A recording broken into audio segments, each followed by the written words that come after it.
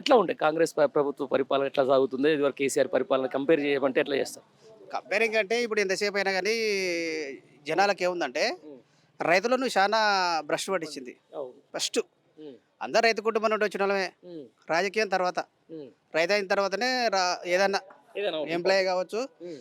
Jaber కావచ్చు, collector కావచ్చు, IAS కావచ్చు, ఐపీఎస్ కావచ్చు. రైతే దేశానికి లెక్క వెన్నెముక. ఇప్పుడు కేసీఆర్ ఉన్నప్పుడు ఏం జరిగిందంటే హ్మ్. తెలంగాణ ఉన్నది ఓన్లీ హ్మ్. సెంట్రల్ పార్టీ కాదు హ్మ్. కేసీఆర్ పార్టీ, హ్మ్. Only local party. హ్మ్. లోకల్ పార్టీగా స్థానికంగా ఓన్లీ తెలంగాణకి వెళ్ళి ఉన్న పార్టీ. అవును. ఇప్పుడు కాంగ్రెస్ గవర్నమెంట్ సెంట్రల్ పార్టీ. హ్మ్.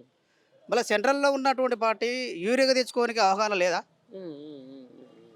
సెంట్రల్‌లో ఉన్నటువంటి పార్టీ. అవునవునవును. ఇప్పుడు నరేంద్ర మోడీ కూడా సెంట్రల్‌లో ఉన్నటువంటి పార్టీ. హ్మ్. మళ్ళీ తెలంగాణకు యూరియా కావాలన్న విషయం ఆయనకు తెలియకపోవచ్చు. ఈయనకైతే తెలియాలిగా.